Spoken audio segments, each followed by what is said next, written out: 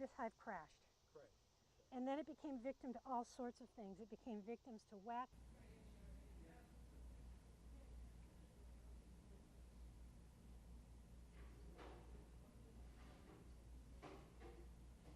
I mean, it's no big deal. And we continue to talk about it.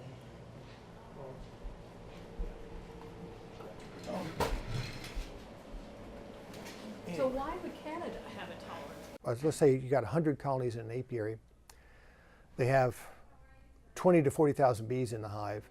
And what happens is the beekeeper's looking at his or her colonies, and then 2 weeks later they come back and many of them have, the adult bee population has collapsed or disappeared. And there's still some evidence of brood rearing and things in the colony. So it's because the beekeepers are in the colonies all the time, they see them healthy in 1 week, 2 weeks later, half the colonies have disappeared, and that's the phenomenon we call colony collapse disorder. Take the lid off and you hit it with some smoke. How about that? Well, that's not too hard.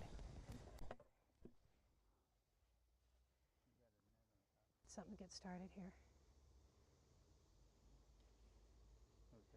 Honeybees in particular link humanity to the green world, and they transmit what's happening in the green world into our own kitchens.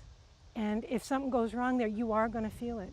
And you should, because there's more than that going on. It's not just the health of our space, but of the entire green space. Insects, birds, little critters, the cleanliness of our air and water. Side.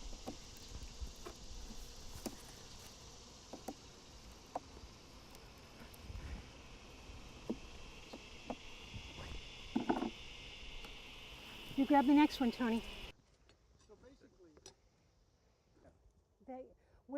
Sean is, the classic presentation for a collapsed hive is to have all the honey still there and no bees.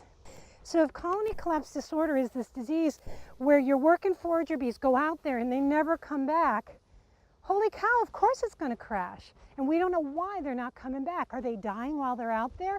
Are they confused by some chemical that keeps them from finding home? Did Sean tell you about how he's trying to breed a dark line of bees? No. Oh, he says he's got a jet. That's a sign of health. That's something I would look for as a beekeeper.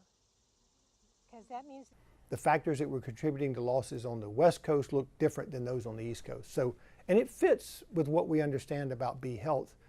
In one situation, you may have bees under, say, a nutritional stress. In another, it may be a different set of stressors that's causing the losses. So it's consistent, but of course, we as humans like to throw out just, one cause or one thing. It's just easier to absorb. And right, so far we don't have a single cause of CCD.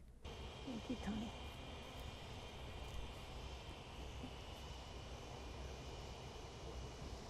She was full of nectar. Did you see that? More honey. That's what I think too.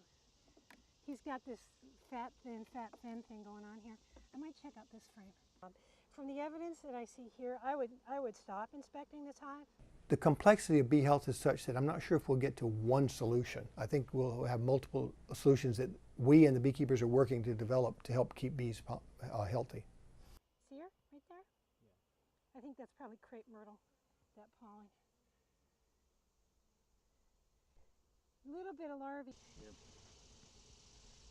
Insist on being fed by nurse bees. Which works up to a pool.